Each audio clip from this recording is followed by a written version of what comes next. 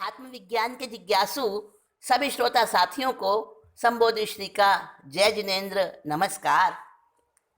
आज हम करेंगे साथियों अष्टावक्र गीता के चौथे प्रकरण में क्या कहा जनक जी ने अष्टावक्र गुरु को।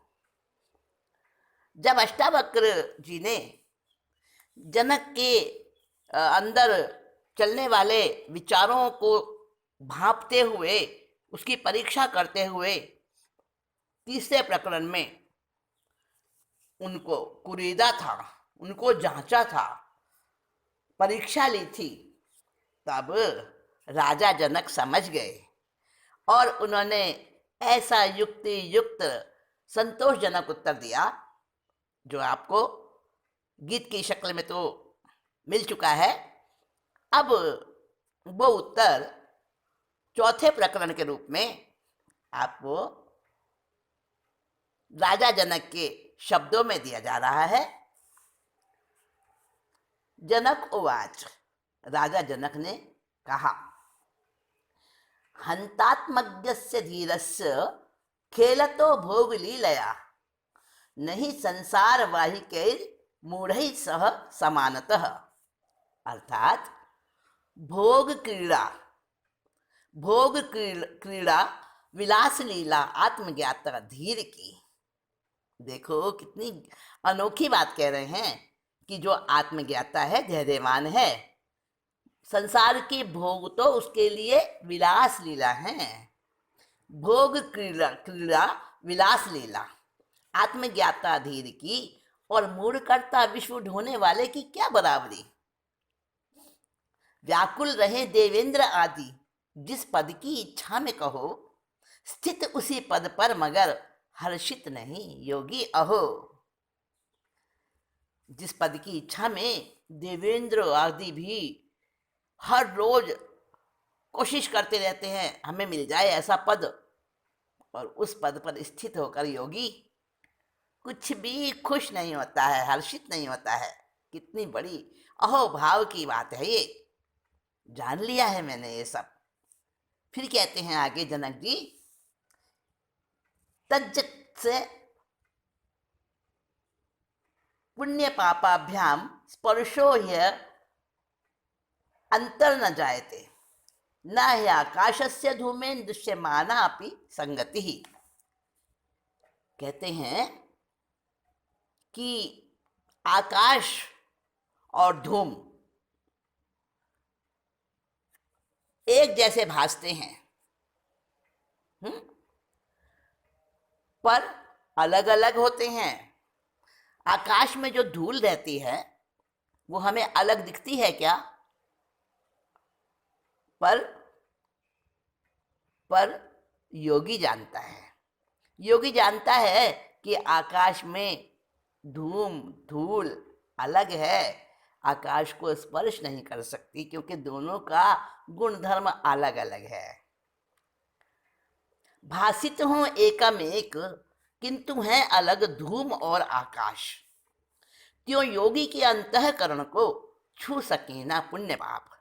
जैसे वो धूम और धूल आकाश को छू नहीं सकती, उससे दूर दूर रहती है, पर ऐसा आभास होता है जैसे आकाश और वो धूम एक ही हैं, एकम एक है, पर वास्तव में वो छू नहीं पाती है धूम और धूल आकाश को। इसी तरह से योगी के अंतःकरण को, योगी के आत्मा को पुण्य और पाप छू नहीं सकते। मैं उस अवस्था को समझता हूँ, जानता हूँ, उसी में जीता हूँ। कुल विश्व मेरी आत्मा है जो महात्मा जानता, इच्छानुसारी कार्य से उस ज्ञानी को कौन रोकता। जब उस पद पर पहुंच जाता है ज्ञानी, उस आत्मा की स्टेज पर, ऊंची स्टेज पर पहुंच जाता है कि ये सारा विश्व जो है मेरी आत्मा ही तो है, तो ऐसे उस ज्ञानी को, उस महात्मा को अपनी मनपसंद, अपनी इच्छानुसार कार्य करने से उस ज्ञानी को कौन रोक सकता है? अर्थात कोई नहीं रोक सकता, उसके लिए कुछ भी बाधा नहीं है।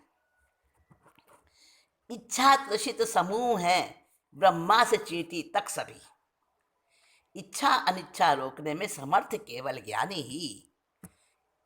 बहुत बड़ी बात कह दी है जनक जी ने, थोड़े में ही सब कुछ बता दिया है। उन्होंने बताया अष्टावक्र ऋषि को कि ब्रह्मा से लेकर चींटी तक, अर्थात उच्च से उच्च पद और निम्न से निम्न प्राणी। ब्रह्मा भी तो एक प्राणी है ना, तो ऊंचे से ऊंचा और नीचे से नीचा जितने भी हैं सभी इच्छा से त्रसित हैं।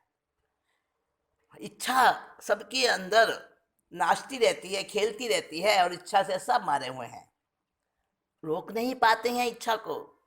पर इच्छा को और अनिच्छा को दोनों को ही रोक सकता है, ऐसा समर्थ केवल ज्ञानी होता है और कोई नहीं होता है। आत्मा अद्वैती और जगदीश्वर हो कोई विरला ही, नौ सीखिया ज्ञानी नहीं, करणीय करे योगी ही। देखिए, कोई बिरला ही ऐसा है संसार में जो आत्मा के साथ अद्वैत होकर जुड़ जाता है। ऐसा जगत का ईश्वर कोई कोई ही होता है, हर कोई नहीं बन सकता।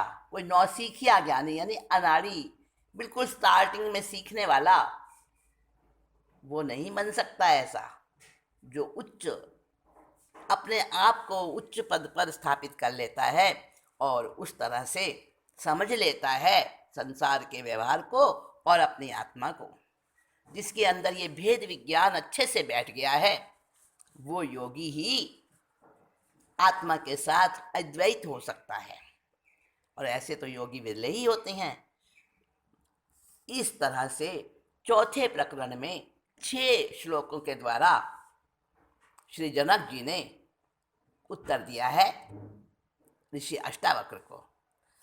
अब ऋषि अष्टावक्र 5वें प्रकरण में जनक जी को क्या बताएंगे। 5वें प्रकरण में जनक जी को और आगे बढ़ाएंगे, एक स्टेप और, केवल 4 श्लोकों में। वो 4 श्लोक भी हम आज ही कर लेते हैं। दोस्तों, अष्टावक्र जी का उपदेश जनक जी के लिए क्या कह रहे हैं। अब तू केवल देहाभिमान को तज दे। जो देह में बैठा है वो आत्मा मैं हूं, मैं। अब ये मैं जो शब्द है ना, ये एक तो आता है पूर्ण अस्तित्व के रूप में अपने को समझना, और एक मैं आता है मैं नाम का जो फर्स्ट पर्सन होता है, वो मैं, देहाभिमान। इतना ही बचा है बस तेरे अंदर, देहाभिमान, मैं हूं, मेरा अस्तित्व है। तो इस देहाभिमान को भी अब तू त्याग दे। ये उपदेश दे रहे हैं 4 श्लोकों में।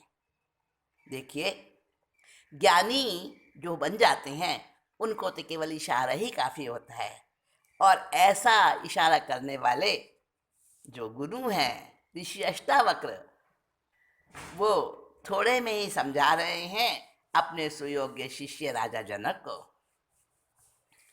न ते संगोस्ति के नापि किम शुद्धस्त्युक्तमिच्छसि संघात विलयम कुर्वन्नेवमेव लयम वज्र। अर्थात तू शुद्ध और निस्संग है, फिर त्यागना चाहे किसे। तू शुद्ध और निस्संग है, फिर त्यागना चाहे किसे। मुक्ति हेतु देह का अभिमान केवल त्याग दे। और तुझे कुछ नहीं त्यागना है, तू तो निस्संग हो चुका है। तेरे लिए त्यागने की इच्छा भी बेकार ही है। अब तो बस मुक्ति की प्राप्ति के लिए तुझे एक ही चीज त्यागनी है, तू केवल देह का अभिमान त्याग दे। दूसरे श्लोक में कहते हैं, उदेति भवतो विश्वम वारी धेरित बुद्बुद इति ज्ञात्वैक आत्मा न इति ज्ञात्वा एकम आत्मानमेवमेव लयम व्रज। अर्थात उत्पन्न होता विश्व तुझसे जो समुद्र से बुलबुला, उत्पन्न होता विश्व तुझसे जो समुद्र से बुलबुला, एक आत्मा को जान मुक्ति पा, त्याग दे भव सिलसिला।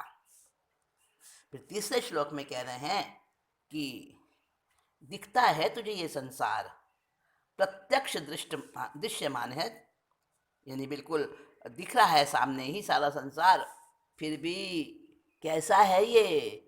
जैसे रज्जू में, रस्सी में सर्प दिखता है, और सर्प होते हुए भी उसे रस्सी दिखती है, मतलब सच्चाई नहीं है वो। कभी सर्प रस्सी के समान दिखता है, वो भी असत्य है, और कभी रस्सी सर्प के समान दिखती है, दोनों ही तरह से असत्य है। तो प्रत्यक्ष जो दिख रहा है वो भी तो असत्य है, ये संसार तेरे लिए नहीं है। प्रत्यक्ष दृश्यमान होकर भी न जग तेरे लिए, प्रत्यक्ष दृश्यमान होकर भी न जग है तेरे लिए। रज्जु सर्प इस विश्व को तज, शुद्ध तू मुक्ति को पाले। अब अंतिम श्लोक है चौथा, 5वें प्रकरण का चौथा श्लोक, उसमें कह रहे हैं सम दुख सुख पूर्ण आशा नैराश्यो समः, सम जीवित मृत्यु सन्नेवमेव लयम व्रज। जीवन मरण, सुख दुख निराशा और आशा में समान, ऐसा हुआ तू चैतन्य आत्मा, प्राप्त कर मुक्ति निधान। देखो, अपने शिष्य को ये आशीर्वाद भी है और ये प्रतीति भी है और ये उनको विश्वास भी है, गुरु को अपने शिष्य जनक जी के प्रति, कि जीवन मरण, सुख दुख, निराशा और आशा में तू एक समान हो गया है। ऐसा हुआ तू चैतन्य आत्मा, प्राप्त कर मुक्ति निधान। अब बस, अब तू केवल देहाभिमान को तज दे, यही तेरे लिए उपदेश है। श्री अष्टावक्र गीता का ये 5वां प्रकरण, जिसमें अष्टावक्र जी ने जनक को ये संदेश दिया, ये उपदेश दिया।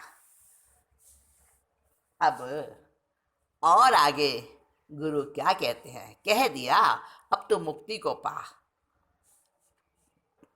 इसके बाद भी और स्पष्ट कर रहे हैं कि मैं तुझे क्या बताना चाह रहा हूँ, मुक्ति को कैसे प्राप्त करेगा, अब उसका उपाय भी मैं तुझे बताता हूँ। आप भी सब जानना चाहेंगे ना, उस मुक्ति को प्राप्त करने का उपाय क्या है? मैं भी आपको, आपकी तरह मैं भी जानना चाहती हूँ। श्री अष्टावक्र गुरु उस मुक्ति का उपाय जनक जी को क्या बताते हैं, तो हम अगले मीटिंग में अगले प्रकरण का ये विषय हम सुनेंगे। छठा प्रकरण हम सुनेंगे, 5 प्रकरण तक समाप्त हुआ। अच्छा दोस्तों, अभी तो मैं आपसे इजाज़त चाहूँगी, बहुत जल्दी फिर से आपके साथ आकर जुड़ती हूँ, और तब तक के लिए विदा लेती हूँ। नमस्कार, जय जिनेन्द्र। आत्मविज्ञान के जिज्ञासु